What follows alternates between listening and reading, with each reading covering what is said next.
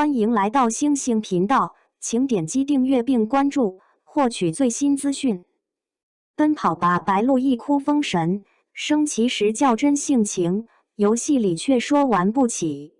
姐妹们，最近有没有看《奔跑吧天路篇》？白鹿在红旗拉府国门哭到停不下来的那一段，我看了好几回。说实话，这眼泪让我对综艺里的真和假有了新的看法。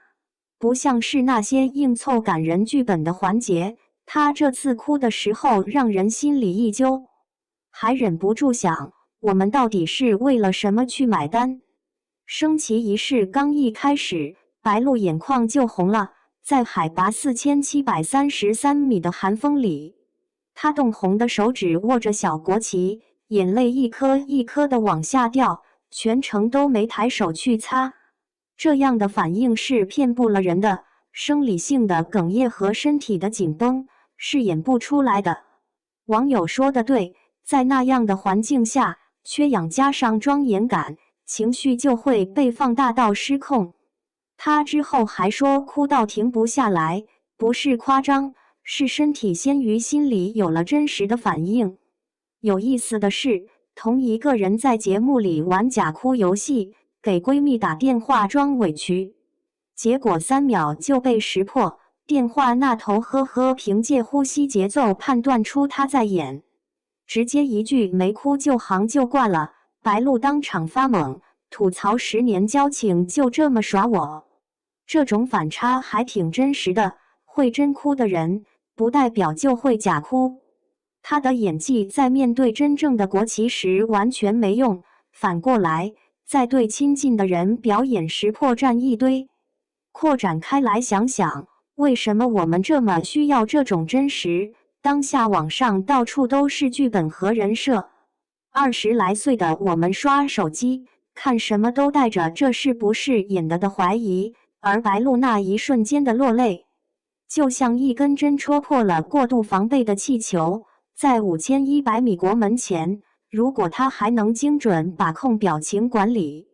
那我们才会觉得可怕。那种环境下，身体老实比嘴巴老实更难能可贵。不过，姐妹们，先别着急感动，换个角度来想想，节目组对着他哭花的脸进行特写镜头拍摄，这种所谓的真实难道不算是另一种商业算计吗？好几十个热搜词条同时上线，阅读量都破亿了，平台算法还精准推送爱国情怀关键词，它的真诚被分解成了数据流量，我们在屏幕前感同身受的落泪，在某种程度上也是参与了一场精心设计的情感消费。更细微点在于，大伙对他的评价出现了双重标准情况，升旗的时候哭泣被觉得是根正苗红，而在撕名牌游戏中被沙溢偷袭后黑着脸，就变成了玩不起。他当场直接喊沙溢而不是平常亲昵的沙爹，说着这辈子都不会相信你，还不接受对方的补偿。这种真实的情绪展现，在竞技环节反倒成了不足。我们到底是想要嘉宾真实，还是仅仅想要符合期望的真实？说到这里，不能不说他和范丞丞、沙溢的平常互动。在选人游戏里，只有最了解他的沙溢和范丞丞猜对了他的选择，宋雨琦由于猜错，还带着些许感情错付的失落。这种一天天积累的默契，正是白鹿能在节目中展现脆弱的基础。在真朋友面前，不用表演，情绪自然而然的流淌。节目巧妙地把私交和公演融合在一起，让我们看到了明星更为放松的一面。从这里发散开来，20多岁的我们，难道不也生活在这样的矛盾当中吗？朋友圈里精心修饰的自拍，搭配着一段真实感悟，点赞数比真心话还多。工作群里表情包斗得特别热闹，私下里却或许连同事的真名都叫不全。我们渴望真实的联络，却又惧怕真实带来的危险。白鹭的哭泣之所以能够打动我们，是因为它替我们进行了一次安全的情感宣泄。可是，姐妹们，换个角度想想，要是这次升旗不是在国门点，而是在演播厅，她的眼泪还会这么宝贵吗？环境的极端把情绪的正当性给扩大了，雪山、国旗、缺氧，这些元素一同构建起了一个有必要感动的场景。我们感动的或许不是白鹭自己，而是那个被符号化了的爱国青年形象，它恰好成了这个时代需求的情感载体。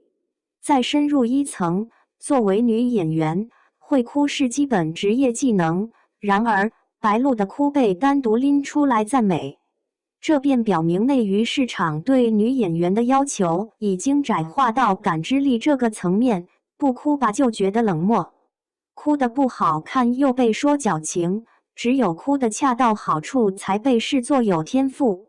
这样的评价体系本身就比较奇怪，仿佛女性艺人的价值就只能体现在感性维度上似的。再回到节目本身，天路篇取消撕名牌，改为走文化推广路线，确实是个聪明的转型。当竞技性减弱了，那人情味就自然而然变浓。宋雨琦投篮后狼狈的吸氧，